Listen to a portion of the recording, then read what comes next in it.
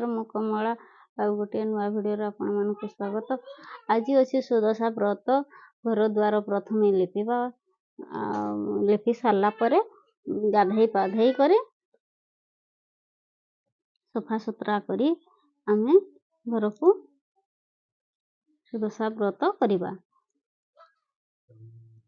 मु ऑलरेडी घर द्वार लिपा पोछा सारी एवं मु झाड़ू मारुची। झाड़ू मारी सारा पर गाधईते जीवी। गाधई आसला पर पूजा स्टार्ट करवा। पूजा स्टार्ट माने कि मंडा तैयारी करवा, चाउल चुना करवा कि पतला पतला आकार जमती अरुआ चाउल टाकू ग्राइंडिंग कला पर पानी देते पड़े सेमते देई करी ये करवा सेटू घांटी करी पिठा करवा। मु देखो एठी गोबर लुंडा देइथिली लाली लुंडा रे लिपुछि गाधई आस सारी करी देखि पारथबे। लाली लुंडा दे सारला पर मु झुंटी पिचेता पकेइबी। पिठौ करथबा पिठा पई जो अरुआ चाउल प्रस्तुत करथिली सेठुनी टिके पिठौ ए देखो झुंटी पकाउछि।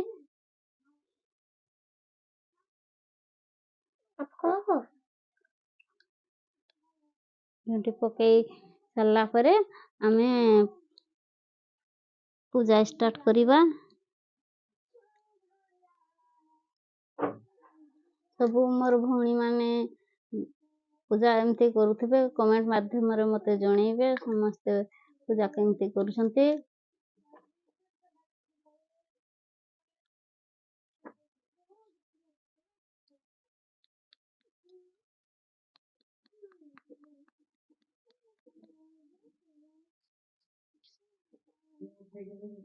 पूजा पई कमेंट माध्यम रे जणैबे मते मु सेथिरा बहुत खुशी हेबी।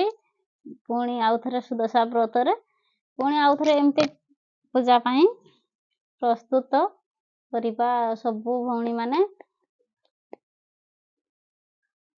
मोर करिवे। मु देखंतु मोडा पई एटा नडिया गोटे पिटुछि। नडिया को पिटी मु सेटा को छोटा छोटा भाबरे काटिबी। चुप्पा छड़ाई कर काटिबी सेटा को पूरी पूरी हमर तो नडिया पूरा नहीं हल्का भाबरे ग्राइंडिंग कर दबा। सेटा को ग्राइंडिंग करी सारला पर सेटा को गुड़ रे पागी करी पूरो करिबा मंडा भितरे। मु देखथबे ए छोटा छोटा नडिया काटछि। ए देखो ग्राइंडिंग जार रे भर्ती करली ग्राइंडिंग करिबी।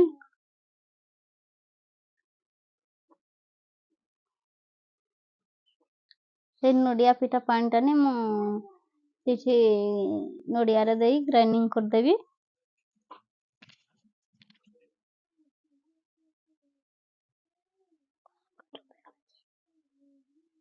ये देखबे ग्राइंडिंग करिथबा नडिया को मु रखिछि। मु ऑलरेडी पिठा पई एगुडा को करछि।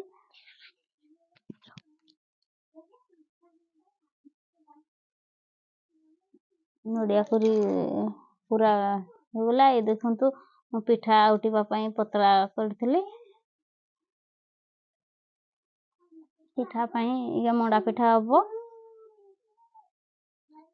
पिठौटा ए देखथबे मु गुड अल्प किछि नेइछि। से नडिया रे नडिया को मिसेइबी सेठी एटा पूरो करिबी। मेल्ट होउछि केमती गुडटा मेल्ट हे गला। गुड़ टिके सिजवा पई छाड़ दबा। तापरे नडिया जो पूरी कर रखा जाइथला ग्राइंडिंग करी सेटा मु एठी गुड़ सहित मिसेइबी।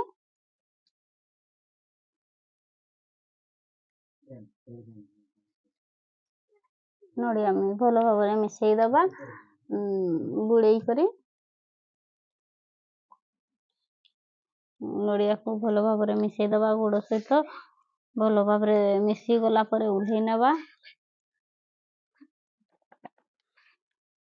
नडिया को एमती भाबे घांटी घांटी नेबा।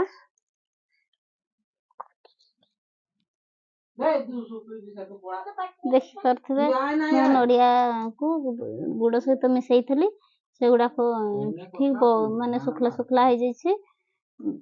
ଇନା ମଣ୍ଡା ତିଆରି କରିବା। ନଡ଼ିଆ ପୁରା ଆଉ ଗୁଡ଼ ଦେଇ ମୁଁ ଛୋଟ ଚାମଚ ଗୋଟେ ରଖିଛି, ଚାମଚେ ଚାମଚେ ନଡ଼ିଆ କୁର ଭର୍ତ୍ତି କରୁଛି। ଏମିତି ଭାବରେ ମଣ୍ଡା ପିଠା ମୁଁ ବନଉଛି। ଆପଣମାନେ କେମିତି ମଣ୍ଡା ପିଠା ବନାନ୍ତି ମୁଁ ତ ଜାଣିନି, ନିଶ୍ଚୟ କମେଣ୍ଟ ମାଧ୍ୟମରେ ଜଣେଇବେ।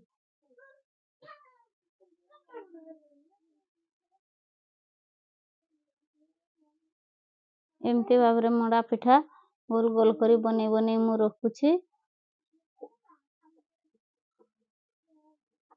ସେଟାକୁ କଫି ଭଳିଆ କଲେ, ଏଇ ମାଟିର ଖେଳନା ଭଳିଆ ବନେଇଲେ ଭଲ ପୁରଟା। ଏଇ ଦେଖୁଥିବେ ପତ୍ର ଆଉ କାଠି ଦେଇଛି ମୁଁ କିଛି, ଆଉ 2-3ଟା ପତ୍ର ଦେଇଛି। ଆଉ ତାପରେ ମଣ୍ଡା ପିଠାକୁ ଭିତରେ ଦେଇ ପତ୍ର ଭିତରେ ଦେଇ ରଖିଦେଇଛି।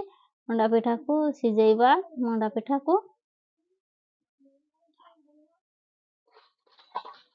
ମଣ୍ଡା ପିଠା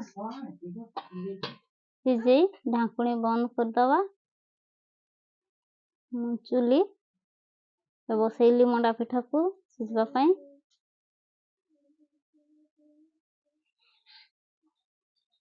ଅଳତା ଟିକେ ମୁଁ ସଜବାଜ ନିଜେ ହେଇଯାଉଛି, ଅଳତା ଟିକେ ପିନ୍ଧୁଛି।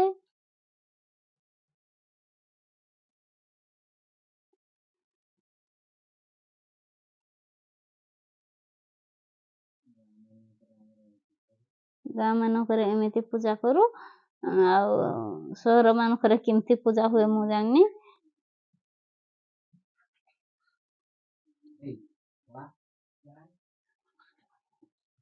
ଧୂପ ଦୀପ ଜଳେଇବା। ବ୍ରତକୁ ଆମେ ଧୋଇ ହଳଦୀ ପାଣି କିମ୍ବା କ୍ଷୀରରେ ଧୋଇ ହଳଦୀରେ ଇଏ କରିବା।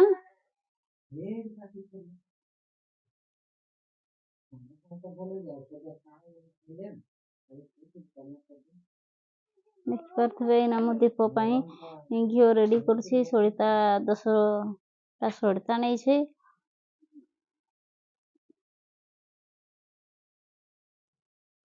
ଦୀପ ଲଗେଇବା ମାଙ୍କ ପାଖରେ।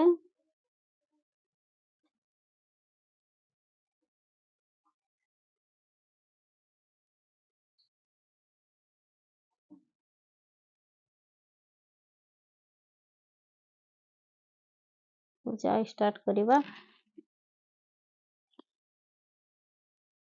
ଏବେ ମୁଁ ଗଣ୍ଠି ପକାଉଛି। ଗଣ୍ଠିଟା ପକେଇକରି ରଖି ଦେଇଛି, କାହିଁକି ନା 2ଟା ବ୍ରତ ଦେଇଛନ୍ତି। ମୁଁ 2ଟା ଗଣ୍ଠି ପକେଇବା ପାଇଁ ପଡ଼ିବ, ସେଥିପାଇଁ ମୁଁ ଗଣ୍ଠି ପକେଇକରି ରଖିଛି। ଆଉ ଥରେ ଗଣ୍ଠିର ନାମ କହିଲା ପରେ ଛୁଇଁ ଛୁଇଁ ତାକୁ ପୂଜା କରୁଥିଲି। ଏଇଟା ମୋ ଝିଅ ପଢି ଦଉଛି ବହିଟା, ମୁଁ ପୂଜା କରୁଛି।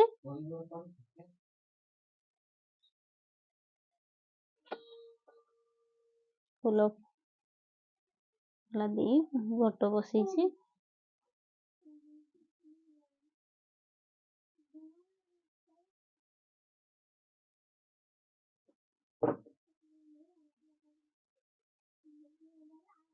ବହି ପଢିଲା ପରେ 10ଟା ଗଣ୍ଠିର ନାମ କହିବା। 10ଟା ଗଣ୍ଠି ନାମ ଦେଇ ବ୍ରତକୁ ଛୁଇଁବା।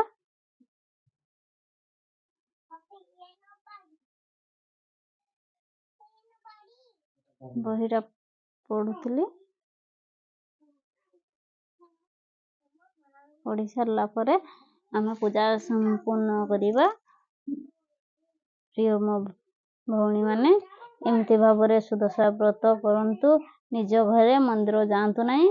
ମନ୍ଦିର ଗଲେ ଏଟା ଘର ପୂଜା, ମନ୍ଦିରର ପୂଜା ନୁହଁ। ଏଟା ଘରେ ପୂଜା କଲେ ଭଲ। ଏମିତି ଭାବରେ ସମସ୍ତେ ପୂଜା କରିବ। ସବୁ ଭଉଣୀମାନେ ମନ୍ଦିରକୁ ଗଲେ କିଛି ନାହିଁ। ମନ୍ଦିରକୁ ଆଗରେ ତ ଅଧିକାଂଶ ଲୋକ ମାନେ ଆମେ ଯେତେବେଳେ ଛୋଟ ଥିଲୁ ସେତେବେଳେ ଆମର ମା ବଡ଼ ମା ମାନେ ଘରେ ଏଇ ପୂଜା କରୁଥିଲେ, ମନ୍ଦିର ଯାଉନଥିଲେ। ସେଇଥିପାଇଁ ମୁଁ ବି କହୁଛି ମନ୍ଦିର ଯାଅନି, ଘରେ ଏଇ ପୂଜା କଲେ ବହୁତ ଖୁସି, ବହୁତ ଶାନ୍ତି ଲାଗିବ।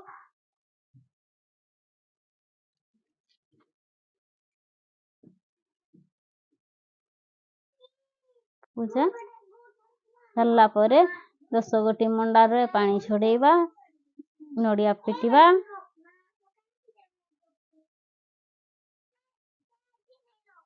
ନଡ଼ିଆ ପିଟି ମୁଁ ସାରିଲେ ପୂଜା ଶେଷ କରିବି।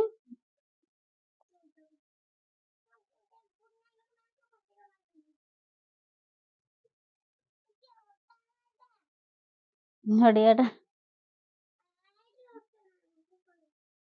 ପାଣି ଛଡ଼େଇଲି, ମୁଁ ପୂଜା ସମ୍ପୂର୍ଣ୍ଣ କରିଲି।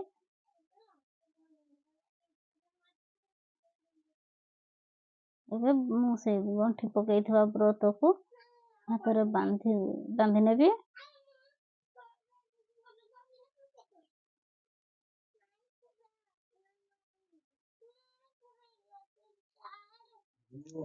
କାହିଁକି ନା ବ୍ରତ ବାନ୍ଧି ସାରିଲା ପରେ ପୂଜାରୁ ଉଠିବି।